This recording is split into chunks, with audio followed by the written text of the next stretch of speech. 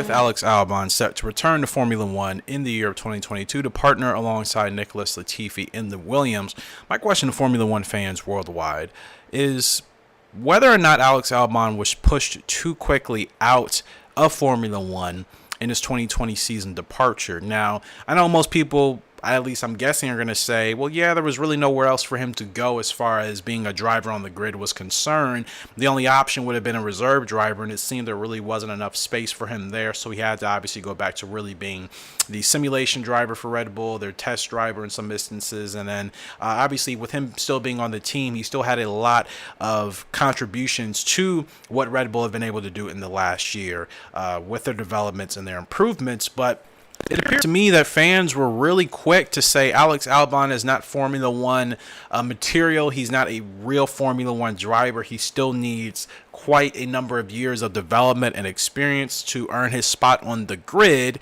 And it seemed like people were ready to just kind of get him out of Formula One. He went over to DTM. He's done well. He's won a race. And now, obviously, he's going to be back in Formula One in the Williams for the 2022 season.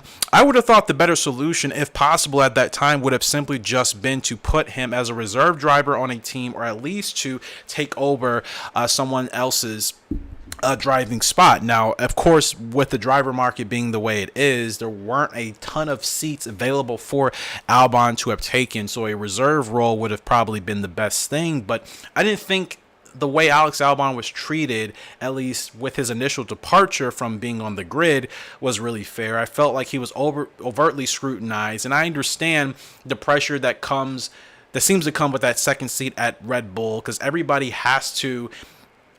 wants to be as good as they can be. They know they're probably not going to be on the same level as Max Verstappen because he is just at an absolute elite level and really doing so well. But there's always been pressure for drivers in that second Red Bull seat. Alex Albon was really no different than Pierre Gasly, and what even we seen to kind of be witnessing with Sergio Perez, even though I think as a whole caliber of a driver, Sergio Perez with his experience and obviously his results is the best sidekick, or at least the best solution to Max Verstappen's Red Bull fighting by himself constantly. That issue has seemed to be relatively resolved, but still Sergio has to improve his qualifying going forward.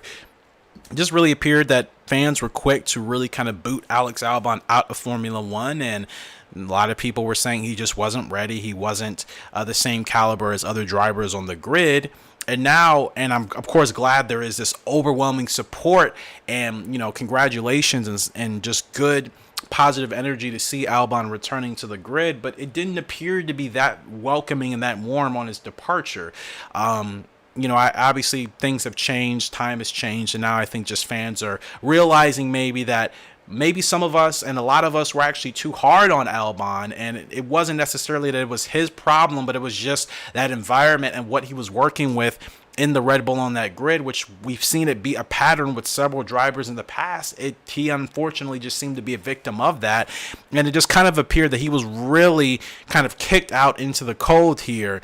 And it's only now that Red Bull and I think maybe others have felt kind of bad about that treatment of him from his 2020 departure, and now are kind of saying and apologizing, sorry we kind of did that to you. Glad to see you back on the grid. You're a great driver. You're a great lad. You helped us so much in these areas, so on and so forth. So, comment section below. Like I said, were fans too quick to kind of scrutinize and put a lot of negativity and criticism on Albon from his 2020 departure, when obviously Sergio Perez would be taking a seat?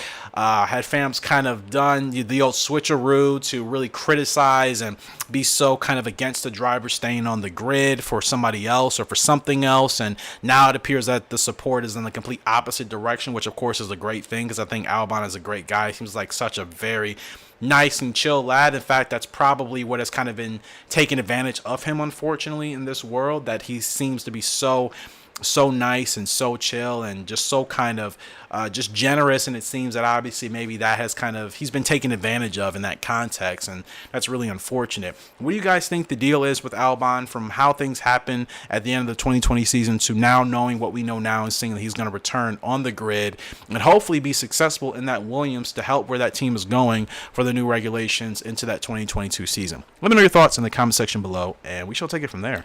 As always, I appreciate the love and support everybody's been showing on the channel. If you are new and you have subscribed, I don't really have a set upload time. I'm just kind of figuring out what really works the best. But you guys seem to be enjoying these discussions, so I really appreciate that. I will continue to upload my team gameplay as well. I know that's not the main reason people subscribe here, but if you guys could check some of those videos in that series out, that would mean a lot. I'll be responding to comments as they come in. You're entitled to your opinion. Let's just make sure to keep it respectful. And until next time, Racing Chemical signing out. Hope you all have a great and fantastic day. See ya and goodbye.